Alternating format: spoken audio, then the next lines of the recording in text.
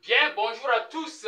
On se retrouve encore au laboratoire de réflexion et d'action pour un mieux-être social, la RAMES. Aujourd'hui, c'est le 12 septembre 2024. Hier donc, nous avions continué les présentations autour d'un cas. Nous sommes dans la logique du SMRS, l'association Sauver le monde par le respect du sexe, dans son axe de la lutte pour le succès des couples. Nous luttons contre le divorce. Nous luttons contre le divorce. Nous luttons contre le divorce à travers le monde. Alors, nous étions en train donc de traiter du cas du couple que nous voyons au tableau. Nous n'allons pas perdre le temps. On avait déjà présenté un peu tout ça dans l'introduction et puis les autres vidéos. Donc, après l'introduction, l'avant-propos, nous étions en train d'exposer sur le grand 1 le vrai problème. Et nous avions dit qu'au fond, quand on regarde, on creuse, on se rend compte que c'est une persécution, c'est une tentation, c'est une attaque spirituelle, où, comme Kosiwa, mon épouse au fait, est en quelque sorte utilisée. Et elle le découvrira plus tard. Alors, la tombée de la pluie nous a conduit à présenter d'abord le 4e point de ce grand 1, qui est l'enregistrement, qui relate des graves propos qui confirment en réalité tout ce qu'il y a au niveau des 3 premiers points. Donc, nous revenons maintenant pour toucher les 3 premiers points. Alors, vous verrez, en premier point, du célibat à la polygamie de M. Adani, promoteur du SMRS Aïdje. Moi-même, bien sûr. En 2, lumière sur la tentation de divorce exprimée par Mme Komi, désormais première épouse de M. Adani. Et puis, le 3e point, les actions pour éviter le divorce. Le 4e point, comme je l'ai dit, c'est ça qui est déjà présenté. Alors, le premier point, nous allons le traiter en 3 sous-points. Petit a, petit b, petit c. Le petit a du séminaire, entre parenthèses, pour être prête au laïka célibat chaste. Pour ceux qui ne le savent pas, j'ai fait le séminaire, j'ai fait la formation pour être prêtre pendant 5 ans. Avant de décider moi-même ne pas continuer. Là aussi, cette vidéo n'est pas destinée à ça, mais je le dis comme ça en flash. Je n'ai pas été renvoyé du séminaire. Comme habituellement, les gens sont renvoyés par rapport à leur comportement, par rapport à tel ou tel autre problème qu'ils ont eu et tout. Ou bien des gens sont dégoûtés, ils partent et tout. Bon, à mon niveau, ce n'est rien de tout ça.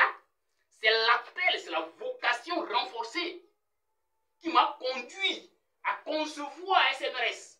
Donc cette révélation-là, je l'appelle comme ça parce que c'est un truc qui me dépasse moi-même. C'est une œuvre divine. Et j'ai l'habitude de dire que moi, dans la vie active, j'exerce ma vocation de prêtre.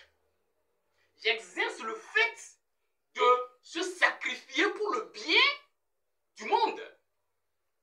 Donc pour moi, servir Dieu n'est pas nécessairement être en soutane. Non. Est-ce que vous voyez? Comme je l'ai dit, cette vidéo n'est pas destinée à ça, donc on va aller très rapidement. Donc, il y a cette première partie dans ma vie et dans la logique de SMRS. Donc, je suis sorti du séminaire pas, c'est ça qui est important, pas pour me marier, mais pour vivre le célibat chaste. Et quand vous allez voir le document de base de SMRS, qui est enregistré au Butodra en 2014, vous verrez que l'option que j'ai eu à faire, c'est bien clair, c'est le célibat chaste. Il y avait l'option possible d'être marié, l'option possible d'être prêtre, l'option possible d'être laïque chaste. Et j'ai analysé pour dire que laïque chaste est plus adapté pour réaliser ce projet-là. Bien. Deuxième étape, du célibat au mariage avec option monogamie. Donc, c'est en tant que célibataire, chasse dans la logique de rester chasse toute la vie. Donc, continent à vie. Si vous voyez au niveau des certificats d'appartenance à SMRS, vous allez voir CV, c'est continence à vie. Continent à vie, c'est des options que l'on puisse faire.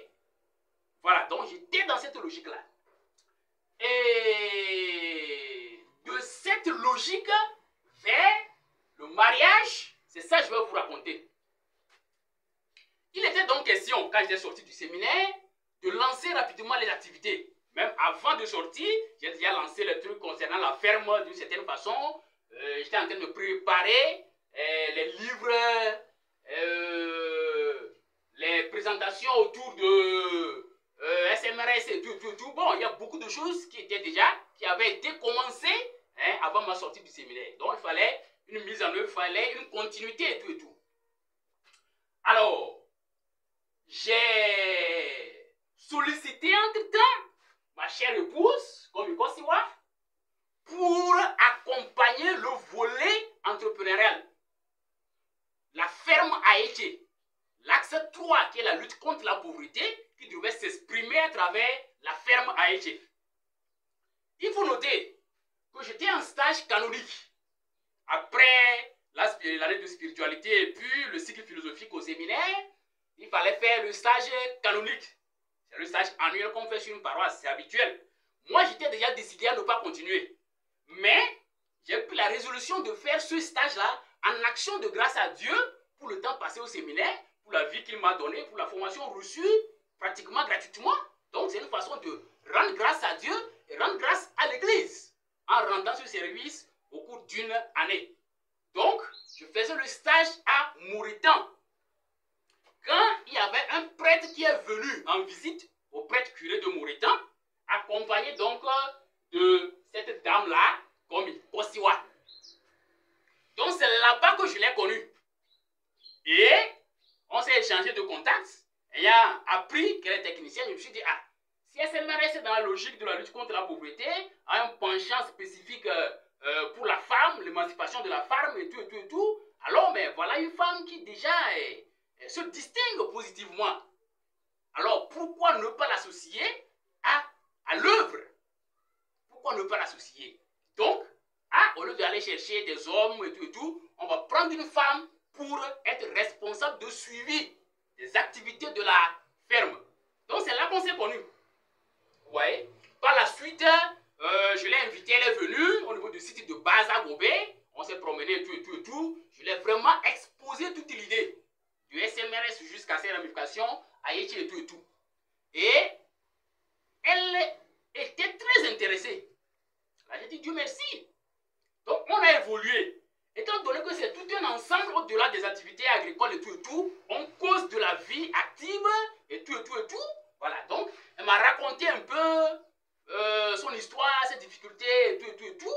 Et de la manière dont je peux l'aider avec mes petites compétences en tant que pasteur. Déjà, ayant fait 5 ans au séminaire, c'est que, au cours de tout ça, je m'étais concentré sur les questions de couple, les questions de sexualité et tout. Vous voyez? J'avais déjà conçu tout SMRS et tout. Donc, je l'ai accompagné dans cette logique du SMRS. Est-ce que vous voyez? Et à un moment donné, dans notre rencontre, il y a eu, comment on le dit là, une intimité assez forte qui s'est installée. Mais jusque-là, j'étais dans cette logique où, au fait, le mal, c'est le fait d'arriver au coït. Pas d'aimer une personne, pas de donner les mains à une personne ou d'embrasser une personne, ou même de se coucher sur le même lit, de se doucher même dans la même douche. Jusque-là, il n'y a pas de problème. Est-ce que vous voyez? Et c'est vrai, hein? Jusqu'ici, jusqu'aujourd'hui, c'est vrai. Sauf que ça peut conduire à ce qui est mal. D'où il faut éviter. Mais en ce moment-là, je ne me disais pas encore qu'il faut éviter. C'est parce que moi-même j'ai été frappé, c'est parce que moi-même je suis tombé à un moment donné avec elle, qu'aujourd'hui je me dis, il vaut mieux suivre ce que les pères de l'église disent. Parce que, sur ce point, les pères de l'église recommandent plutôt la fuite. il faut éviter de trop se rapprocher. Au lieu de penser qu'on est fort, on ne va pas tomber. Moi, je faisais une recherche qui consiste en quelle est la limite entre l'amour sans sexe et l'amour qui implique le sexe qui est péché. Donc, c'est la pénétration. Donc, tant qu'il n'y a pas pénétration, il n'y a pas de souci. Donc, j'étais là dans cette recherche un peu bizarre et à un moment donné, j'étais tombé. Au fait, ce n'est pas avec elle que j'ai eu cette relation très franche et à tendance intime. Hein. J'en ai eu en tout cas dans mes activités et tout. Voilà. Mais pourquoi c'est avec elle que j'ai eu la chute? Dieu seul sait et tout est grâce. Les plans de Dieu ne sont pas nos plans. Bien. Et cette chute-là a eu lieu une fois.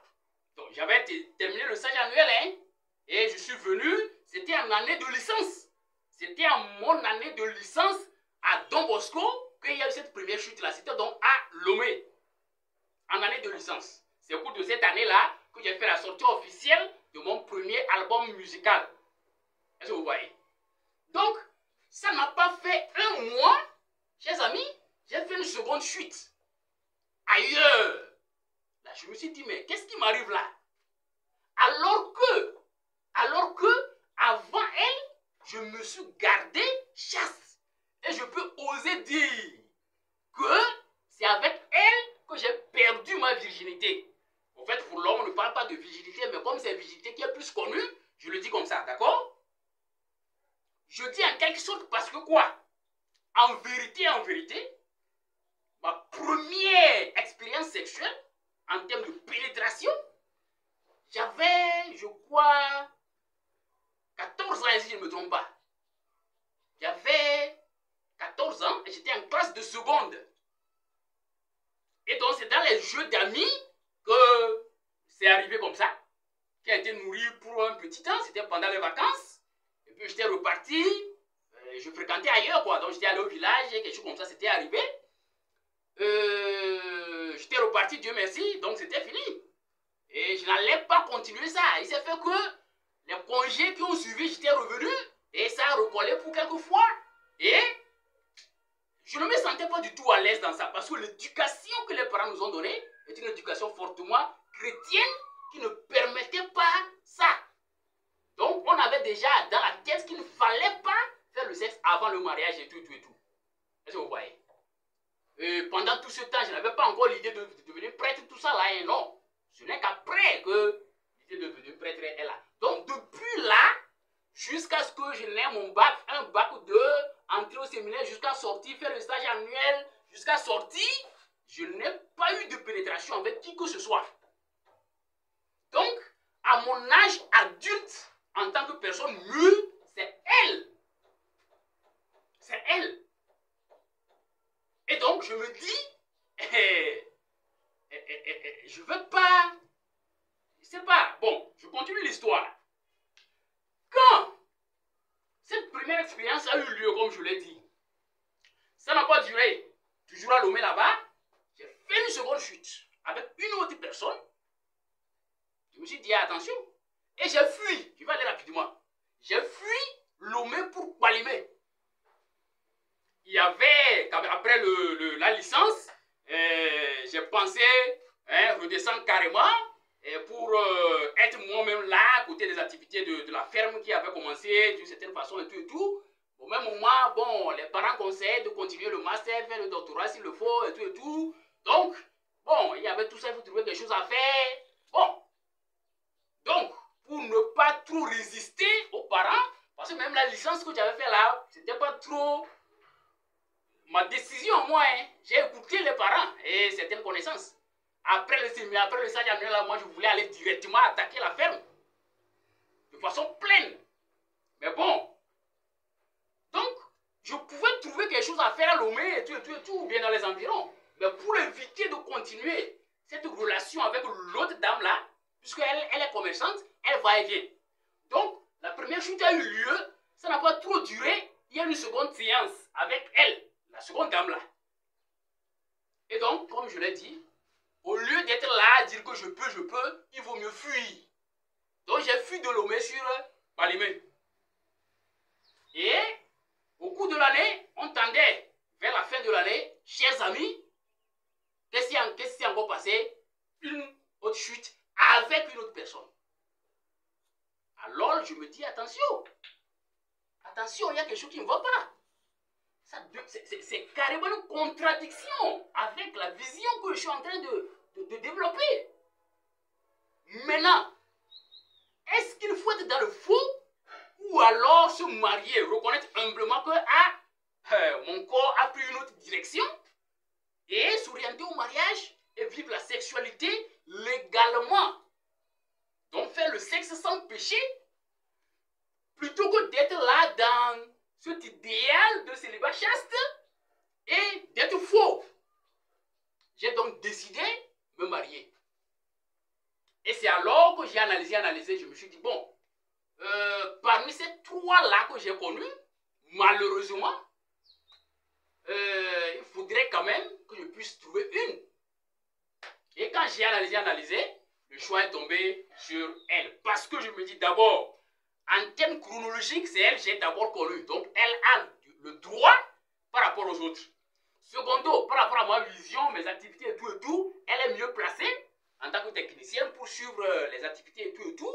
Et ma vision, ma vocation, ce n'est pas tant se marier, mais c'est SMRS. Donc, si je dois me marier, ce mariage doit être au service du SMRS et non venir détruire le SMRS. Or, la responsabilité de père, de famille et tout, ce n'est pas aussi aisé que ça. Alors, une personne qui elle-même se fait déjà, une personne qui est déjà dans la vie active, qui se gère, ne sera pas aussi une charge. Ne sera pas aussi une charge. Et en plus de cela, son âge, elle a 9 ans de plus que moi. Quand on s'est connu, moi, j'avais 24 ans, elle avait 33 ans. Est-ce que vous voyez? Donc, bon, moi j'analyse tout ça, je me dis au contraire, c'est des atouts. C'est des atouts. Et pourquoi ne pas se mettre ensemble? Tout en sachant que, à un moment donné, elle avait exprimé l'idée. Quand moi, je n'avais pas encore l'idée de... On n'avait même pas encore chuté. Hein? Je ne l'avais même pas encore connue sexuellement. Elle avait exprimé l'idée d'avoir un enfant de plus au premier enfant qu'elle avait. Avant que moi, je la connaisse même. Et a voulu, vu que je suis dans la logique de célibat chaste, si, bon, je dis, en quelque sorte, c'était un service, quoi, que j'allais lui rendre.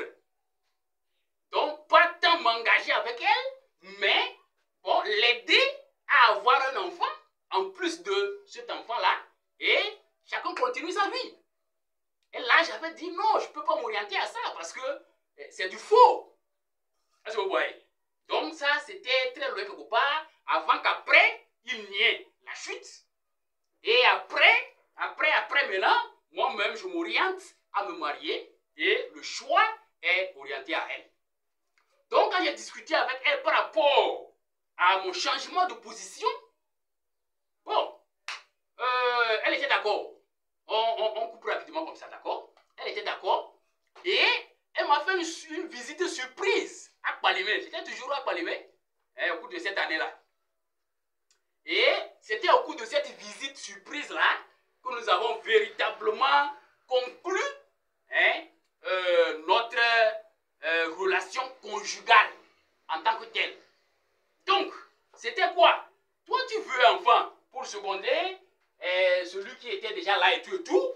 Moi, je veux une épouse qui peut être mon épouse avec qui je veux pouvoir exprimer ma libido pour ne pas être tenté de faire des conneries hors mariage. Et toutes les autres activités, tout entrent maintenant dans cette base-là. Est-ce que vous voyez? Donc, quand nous prenons notre dossier de relation, il y a plein d'éléments, mais l'élément de base, c'est ça.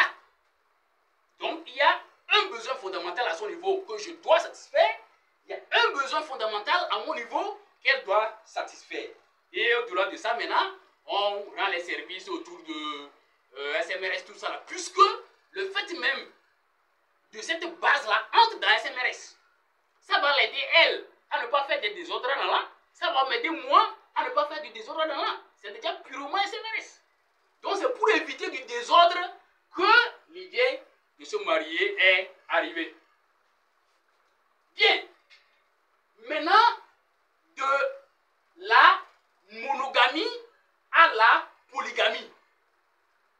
De la monogamie à la polygamie, chers amis, c'est une histoire douloureuse.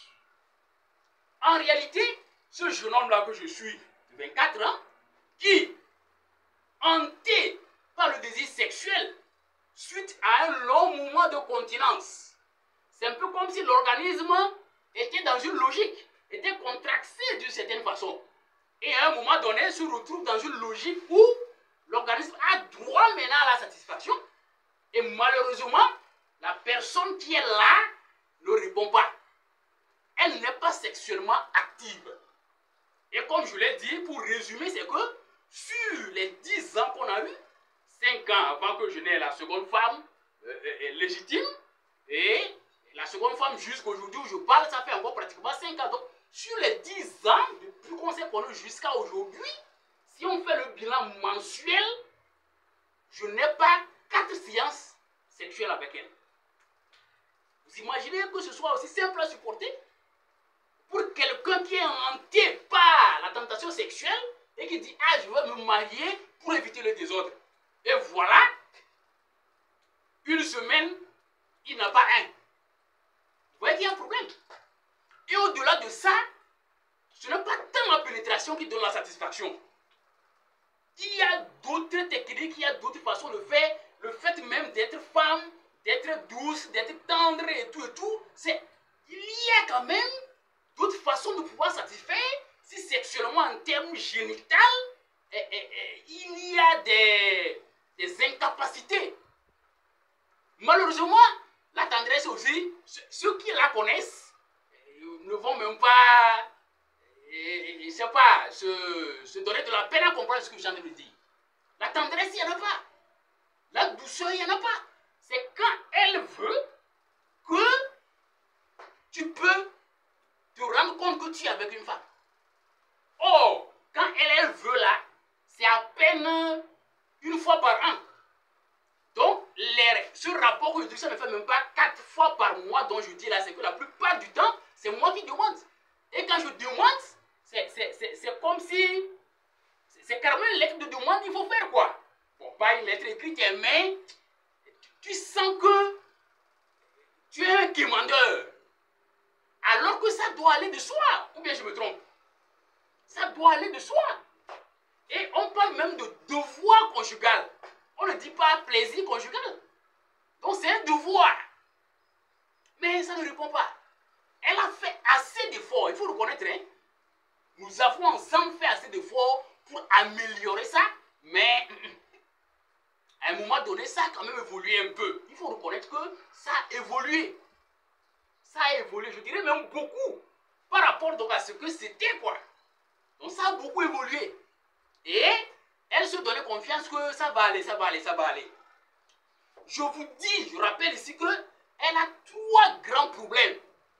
Un problème de santé physiologique, un problème spirituel, un problème psychologique. C'est tout cela rassemblé qui fait que sexuellement, elle ne tient pas. Il y a carrément notre contenu qui expose ces éléments-là qui font peur. Qui font peur, chers amis. Et c'est là que je dis, je ne peux pas supporter tout ça d'une femme qui ne puisse pas être reconnaissante. Et elle a été reconnaissante, elle a exprimé sa reconnaissance plusieurs fois, en disant même en temps que je suis sa renaissance. Parce qu'avec moi, elle a retrouvé vie. Elle était, chers amis, sur le chemin de la mort. Elle était en dépression. Mais par la grâce de Dieu, elle a pu revenir en vie. Et aujourd'hui, elle va ouvrir la bouche pour dire qu'elle est avec moi par compassion. Parce qu'il y a une situation misérable. Et que c'est à cause des enfants. Et que je suis un débile intellectuel, un malade intellectuel.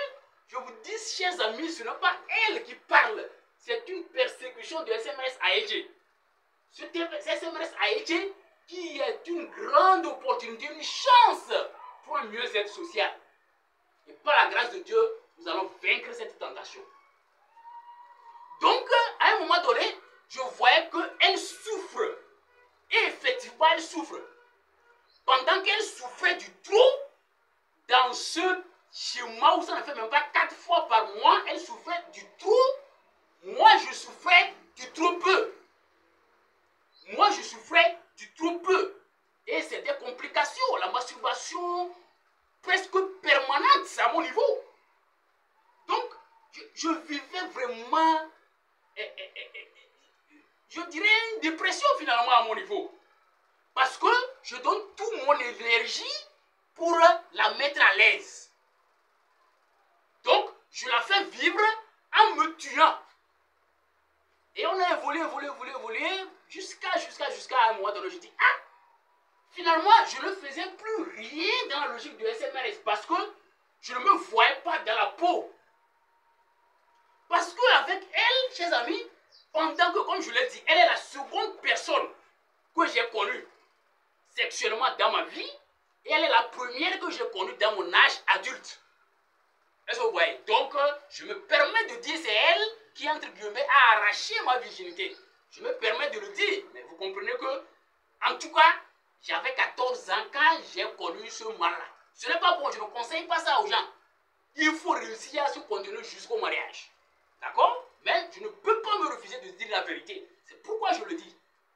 Je ne vais pas me prendre pour un saint. Je ne suis pas saint. Mais je fais effort pour éviter au maximum le désordre. Et c'est dans cet effort-là que nous sommes. Est-ce que vous voyez? Nous allons prendre une petite pause et continuer. Voilà, donc je suis resté presque vierge avant de la connaître, mais après l'avoir connue, bien avant même la décision du mariage, j'ai eu 2 autres chutes avant de décider de se marier avec elle.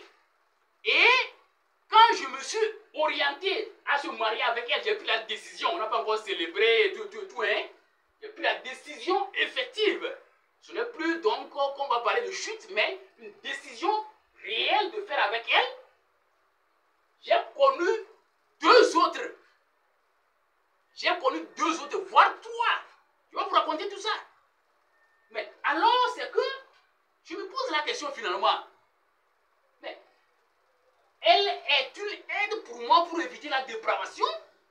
Ou bien elle est une aide pour me pousser à la dépravation? Et c'est là qu'aujourd'hui même, le problème demeure. Le soupçon demeure. Elle est entrée dans ma vie. Pourquoi? Puisque depuis 5 ans que je me suis mis avec la seconde épouse, je n'ai plus fait de conneries. Je n'ai plus fait de conneries. Et au départ, ça semblait bien. À un moment donné, elle fait des problèmes et tout. Bon, comme si je devrais l'abandonner aussi.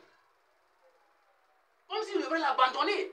Oh, avant d'aller avec cette seconde-là, j'avais déjà débuté avec une qui allait être la seconde.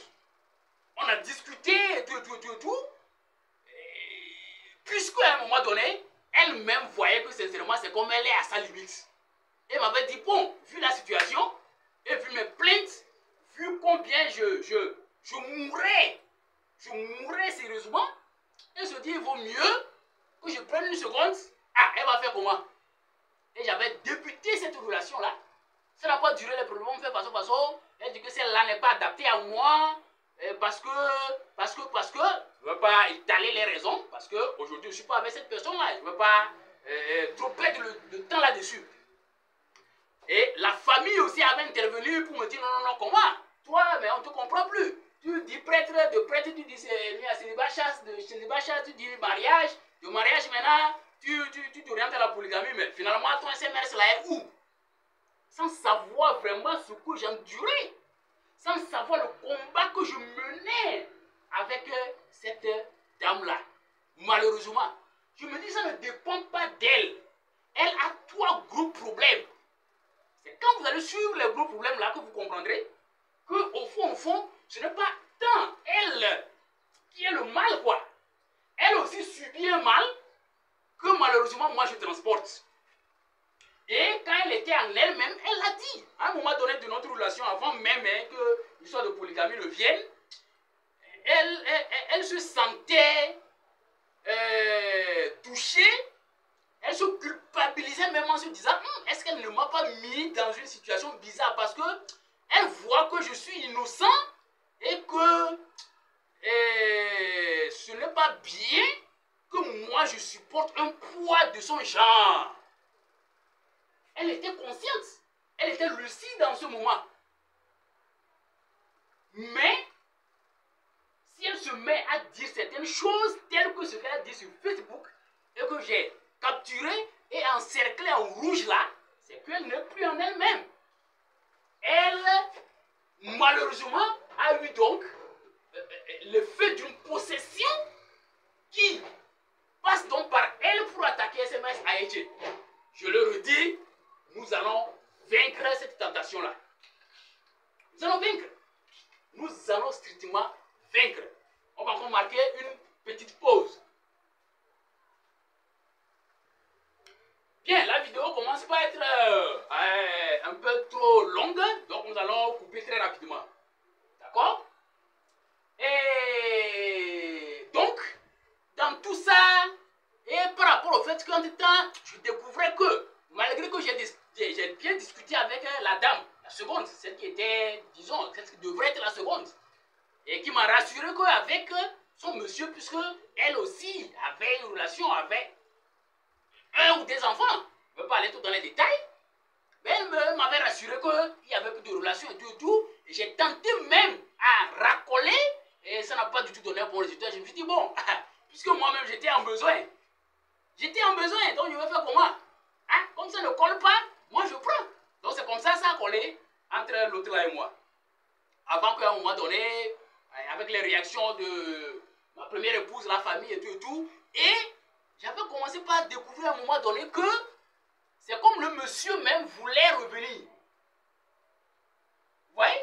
Après avoir discuté avec la dame, j'ai discuté avec ses parents, les parents de la dame qui m'ont aussi rassuré avant que je ne me lance. Mais quand il y avait tous ces problèmes-là, et puis je voyais que c'est comme si le monsieur même veut revenir, j'ai analysé tout ça là et j'ai profité du fait que le monsieur veut revenir. Je me dis, ah, si c'est ça, alors là, c'est sa chose en réalité.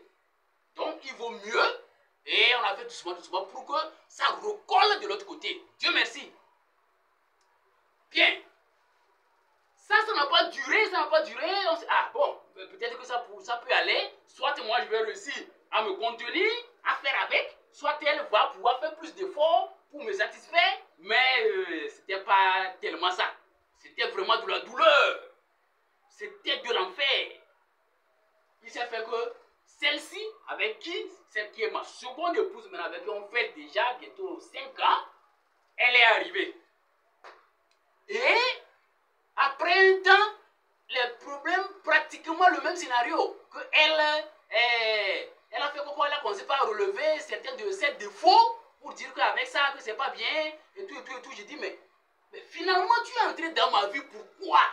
Tu sais que je m'oriente dans un combat contre la dépravation sexuelle.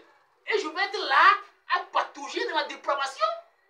Mais les gens font des conneries au cours d'une semaine. Les gens vont avec 2, 3, 5 femmes et tout, de village en village, de mission en mission. Mais c'est eux. Mais moi, je suis appelé pour lutter contre ça. Je ne peux pas me permettre de faire du désordre. Ainsi, ça là, je ne veux plus abandonner. Point barre. C'est là que, bon, on a continué. Bon, tantôt ça va bien, tantôt c'est des problèmes, et tout, jusqu'à aujourd'hui. Donc voilà comment on est passé de la monogamie à la polygamie. C'est carrément un problème d'insatisfaction sexuelle grave. Grave, je vous dis. Donc, voilà un peu la situation. On vient ainsi de finir avec le premier point du grand A. Le second point, lumière sur la tentation de divorce exprimée par Madame Gomi, désormais première épouse de M. Adani. Bien, donc, je reviens pour conclure sur ce premier point, c'est qu'il vaut mieux chercher à plaire à Dieu plutôt qu'aux hommes. Donc c'est ça qui m'a conduit d'aller donc de la monogamie à la polygamie. Même de la chasteté à la monogamie, c'est ça, c'est la même vision. Il ne faut pas être là, être faux devant Dieu et paraître saint devant les hommes. Non, non, non, non, non, non. Donc, c'est ça, moi, ma vision. C'est ça, moi, ma vision. Il vaut mieux plaire à Dieu plutôt que de chercher à plaire aux hommes. Ok. Le second point. Il faut noter, chers amis, que c'est purement une question de jalousie. D'accord? C'est une question de jalousie qui n'est pas en soi mauvais. C'est une histoire de jalousie qui n'est pas en soi mauvais. Jalousie d'elle vis-à-vis de moi par rapport au fait que je sois devenu polygame, mais surtout jalousie de moi par rapport à elle que je voyais en train de vouloir tomber dans le désordre. Et vous avez écouté ça dans l'enregistrement, où elle tend à se faire l'idée que, bon, étant donné que moi aussi, je me suis dit, bon, parce que, donc je peux m'orienter ailleurs, je suis devenu polygame, elle aussi, elle se donne le droit de pouvoir faire du désordre comme elle veut. Vous voyez? C'est ce que j'ai découvert. Et j'ai commencé par dire, mais attention, attention, toi tu n'arrives pas à faire un truc. Et on t'aide à le faire. Et tu trouves qu'au nom de ça, toi aussi tu vas aller faire du désordre. Alors que ici, ce n'est pas du désordre. Au contraire, c'est pour éviter le désordre. Il ne faut pas confondre une disposition prise pour éviter le désordre et le désordre. Non. Mais toi qui n'arrives pas avec ton mari, tu es capable maintenant, tu as maintenant l'énergie sexuelle pour pouvoir donner et au niveau de ton mari et ailleurs, ou bien ailleurs sans donner à ton mari, tu es capable de ça. Vous voyez qu'il y a une maladie. Il y a une grosse maladie qui est là et je me demande, c'est moi qui suis malade ou bien c'est elle qui est malade? Est-ce que vous voyez un peu? C'est moi qui suis malade ou bien c'est elle qui est malade dans cette logique? Vous avez déjà écouté, ou ceux qui n'ont pas écouté vont aller écouter le contenu de ça là, qui permet à ce que l'on ne discute même plus, l'on ne parle plus trop quoi, par rapport à tout ceci. Est-ce que vous voyez un peu? Voilà un peu. Voilà un peu. Donc, depuis nos débuts même, je sentais que elle n'était pas trop chaud à faire connaître notre relation, à exhiber notre relation, même jusqu'après le mariage, tout ça là. Elle avait cette tendance. Donc moi je me disais peut-être avec la différence d'âge, elle est un peu gênée. Une différence de presque 10 ans, c'est 9 ans quelque chose. Donc elle est peut-être un peu gênée. Et tout ça là, moi j'ai analysé tout ça là même pour insister sur le fait de laisser mes barbes et tout. Quand j'ai même les cheveux blancs, tout ça là, ça me plaît. Parce que je me dis, ça va l'aider à ne pas se sentir être avec quelqu'un qui est trop moins âgé qu'elle. Vous voyez un peu? Bien. Donc voilà, dans tout ça. Alors, quand j'ai commencé, au départ, jusqu'à récemment, je me dis, vu qu'elle n'arrivait pas à satisfaire, je la fais confiance, moi je dis, elle ne va pas aller ailleurs parce que déjà tu es fatigué, tu n'arrives pas du tout à. Est-ce que tu pourras avoir maintenant pour donner ailleurs? Donc j'étais tranquille dans ces allers-retours, dans ces relations avec ses collègues, ses chefs, tout ça là. Je ne me donnais pas du tout à faire des soupçons. Mais quand j'analyse ses propos depuis un temps, quand j'analyse ses communications depuis un temps, quand j'analyse un peu certains trucs qu'elle suit sur les réseaux sociaux et tout, je me dis, ah, est-ce qu'il n'y a pas un problème de fond? Est-ce qu'il n'y a pas un problème de fond par rapport auquel il faut réagir sérieusement? Voilà, donc comme je le dis, depuis un bon moment, je vois de plus en plus. Et vu qu'il y a donc des problèmes, je fais un peu plus attention. Je me rends compte que vers l'extérieur, c'est-à-dire en dehors du couple, vers l'extérieur, voilà, collègues, bon, peut-être des collègues de mission, en dehors même de son service normal, parfois, en tout cas, je voyais que vers l'extérieur, elle se montre beaucoup plus souriante, beaucoup plus tendre, beaucoup plus douce. Mais ce que je cherchais depuis des années sans trouver, on dirait qu'elle pouvait donner. C'est là que j'ai commencé par me dire, mais c'est quoi ce j'ai pris comme épouse? C'est quoi ce mystère que j'ai pris comme épouse? Est-ce que vous voyez?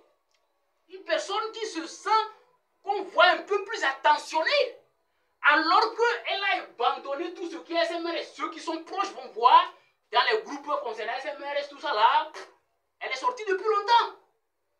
Et son travail même de suivi, elle a abandonné ça depuis longtemps.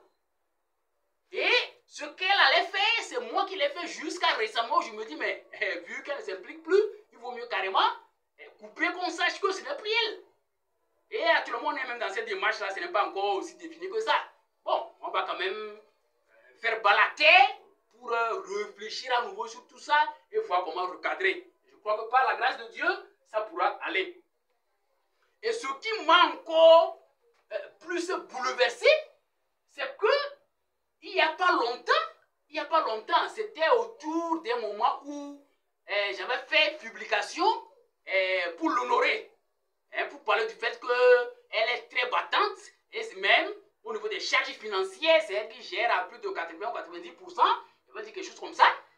Et elle a réagi comme si ça ne l'a pas plu. Parce qu'il y avait des photos publiées et tout. Et voilà.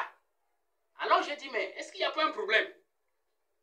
Par la suite, j'ai encore fait certaines publications, parce que je me dis, dans ça là, le soupçon que je commence par avoir à faire certains trucs qui attestent, bon, il est important d'exhiber la relation. On va arriver là-bas au niveau des actions à mener pour éviter le divorce. En ce moment-là, ce n'était pas encore tant une question de divorce en tant que tel. C'est vrai que depuis nos débuts même, elle était dans une logique de divorce, elle fait des allers-retours et tout, voilà. Mais il n'y avait pas de moment où c'était intense comme depuis récemment. Vous voyez? Donc, je vois autour de 5h30, elle et moi étions en train de suivre, au cours de ces moments donc, que je faisais cette publication-là. D'accord? Donc, on était en train de suivre une prière, je crois, du matin. Et puis, il y a une notification qui vient et je vois, oui, bisous.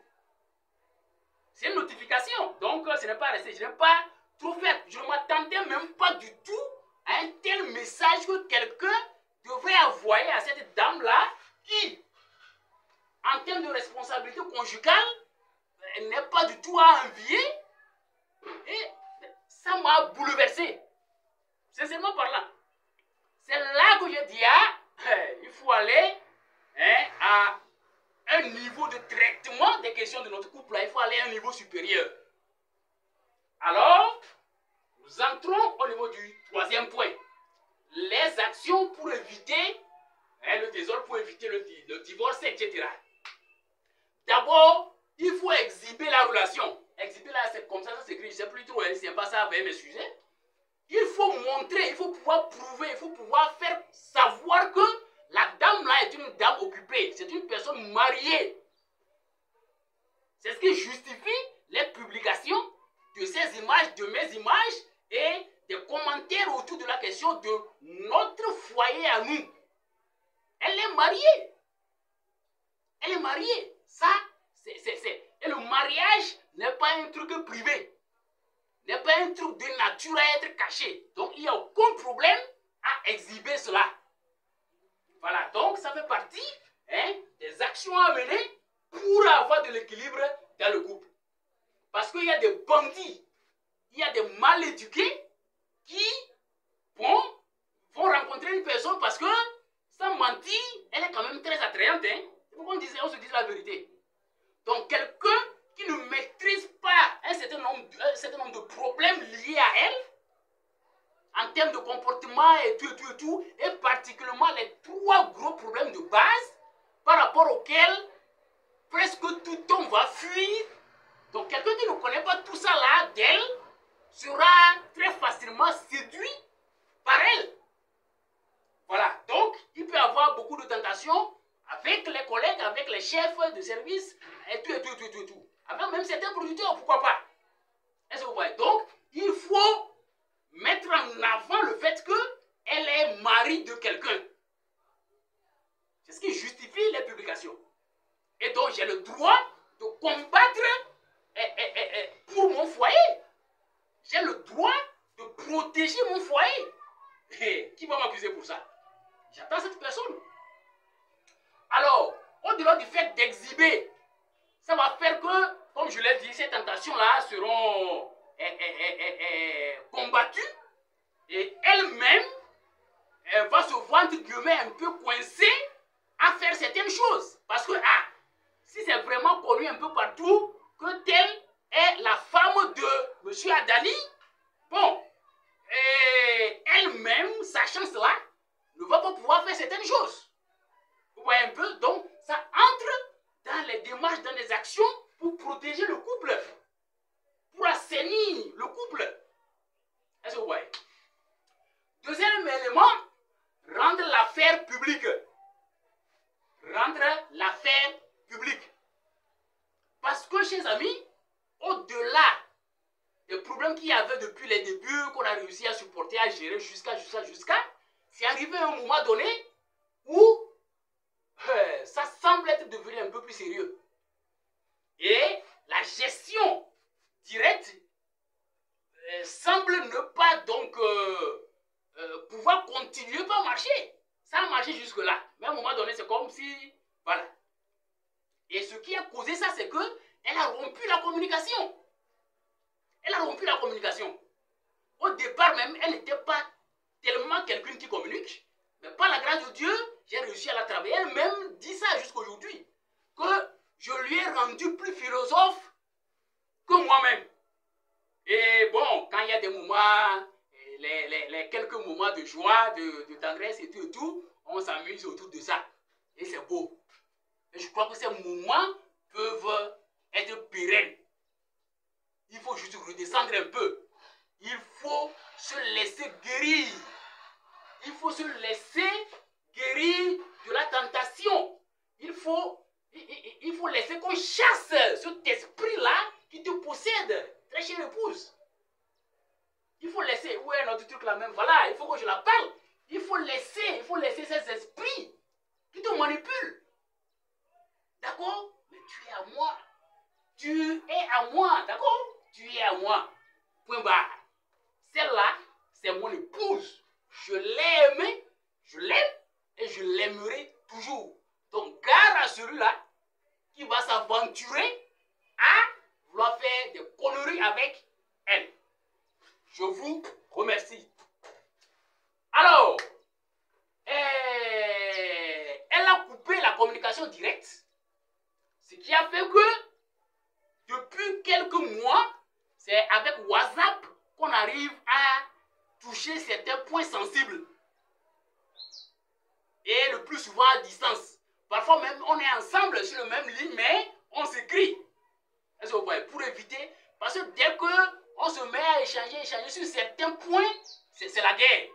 Donc pour éviter ça, bon, j'utilisais la communication avec WhatsApp et tout. Jusqu'à il n'y a pas trop longtemps, où elle a bloqué même WhatsApp. Là, je dis, là, c'est sérieux, ça. C'est sérieux. Maintenant, si tu ne peux pas discuter en direct, tu ne peux pas discuter par WhatsApp. Entre-temps, on a fait des démarches vers les parrains, des démarches avec certains pères spirituels qui nous accompagnent, vers certains centres de prière même, et tout. À un moment donné, elle s'est opposée d'une certaine façon à tout ça. Voilà, il y a les preuves, hein.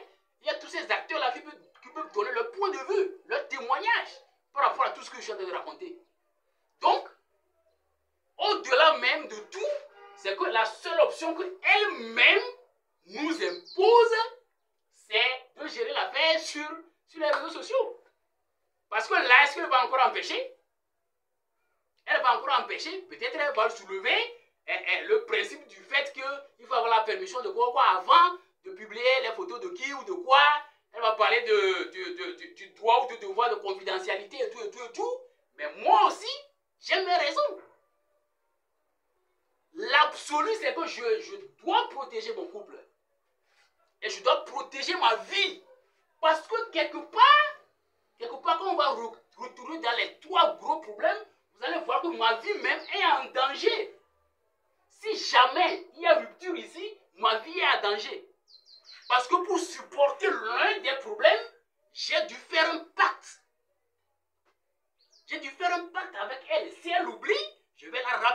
ça. Est-ce que vous voyez? Et effectivement, le pacte a marché. On n'est pas allé faire devant un fétiche ou bien quoi quelque part, non.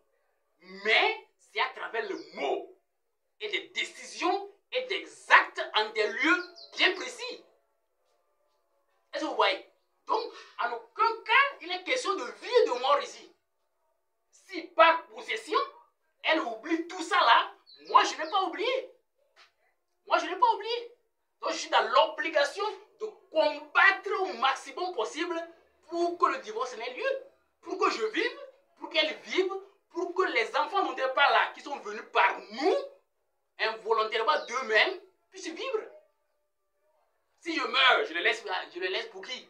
Si elle meurt, elle laisse pour qui? Il y a des choses qu'on ne traite pas avec légèreté. Hein? On ne s'amuse pas avec la vie.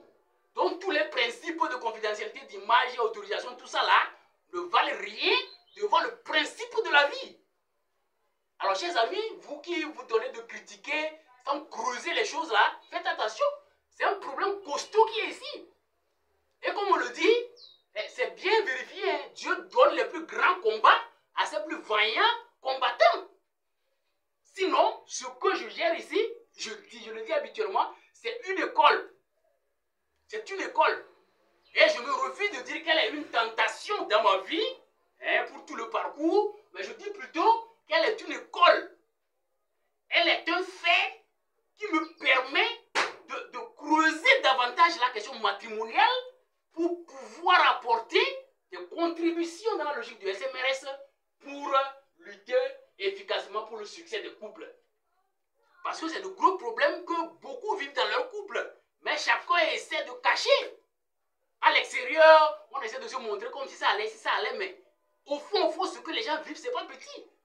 Donc, j'ai vécu des choses horribles ici qu'il faut que ça me donne l'expérience pour pouvoir accompagner, hein, les centaines et milliers de couples que nous accompagnons déjà et que nous allons accompagner. Elle-même met en relation avec moi des couples. De temps en temps, quand il y a de ces soucis et tout, elle oriente des gens vers moi. Et on traite, ça marche. Et pourquoi avec elle-même ça ne va pas marcher? Ça va marcher. Ça va marcher. Et comme nous l'avons dit dans l'introduction, nous rendons tout ça public pour que le public puisse profiter de moi, mon expérience personnelle, hein, pour un mieux-être. Donc on part d'un cas précis, d'un cas personnel, pour un mieux-être social. Donc troisième disposition, au besoin, c'est-à-dire au cas où elle va persister, hein, dans sa rigidité, alors nous allons mettre en œuvre une approche sociale. Et ça, c'est déjà formulé aussi. Et peut-être même si elle remet de l'eau dans le vin, on va quand même faire cette approche-là pour renforcer notre objectif de profiter de ce cas pour traiter un vrai problème social. Voilà. Donc, voilà à peu près, hein, les actions qui se mettent en œuvre pour éviter le mal, le désordre. Quant au quatrième point, ça a été déjà fait. Chers amis, je vous remercie. Comprenez de toute façon que la lutte que je mène, ce n'est pas une lutte pour exposer quelqu'un. Ce n'est pas une lutte pour dénigrer quelqu'un. Ce n'est pas une lutte pour faire du mal à quelqu'un, mais c'est une lutte pour protéger le mariage. C'est une lutte pour protéger le couple. C'est une lutte pour protéger l'amour. Alors, chers amis, c'est une lutte légitime. Au-delà de tout ce qu'on peut amener comme légalité, non-légalité, tout ça là. Et vous devez comprendre que c'est nous, en tant que philosophes, qui réfléchissons, qui posons les fondements des lois. Donc, il y a des lois qui ne sont pas justes, vous devez le savoir. Il y a des lois qui doivent progresser, qui doivent grandir, qui doivent changer. Et tant que ça n'a pas encore changé, ça fait des victimes. Et il faut se réveiller et dire, ah, ça là, ça doit changer. Ça là ne doit pas fonctionner dans telle situation. Ça là ne peut pas être appliqué dans telle autre situation.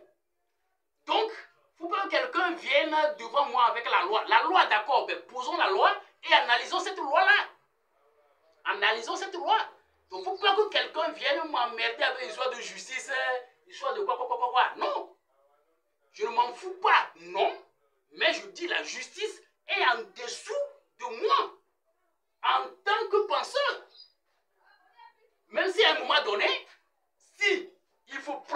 nombre de décisions, la justice va pouvoir prendre cette décision. Je ne refuse pas. Mais la justice peut prendre des décisions maladroites. Et dans l'histoire, il y a plein de cas où la justice est allée carrément à côté. La justice peut faire de l'injustice. Et la justice en fait assez même. Alors, il ne faut pas que des gens cherchent à m'intimider. Non. Quand on m'intimide, moi, on me donne de l'énergie. Donc, ceux qui pensent m'intimider, continuez pas à m'intimider au lieu de chercher à comprendre. Continuez pas à m'intimider au lieu de chercher à comprendre. Et ensemble, on verra où on va aboutir. De toute façon, le Dieu Tout-Puissant qui m'a appelé et qui m'a confié cette émission, je crois qu'il est là et sera toujours avec moi. Et quoi qu'il arrive, je continuerai pas à me battre pour sa plus grande gloire. Pour sa plus grande gloire.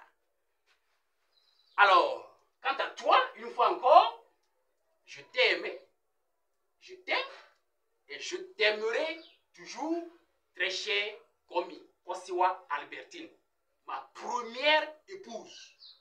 Toutes les autres épouses profitent et profiteront de cet amour-là que j'ai pour toi. Et non pas que prendre une partie de cet amour pour leur donner, non. C'est l'amour-là. C'est-à-dire que je m'amuse parfois à faire une analogie pour parler même du Dieu qui parfois se définit, ou bien dans certaines logiques, se définit en tant que Trinité.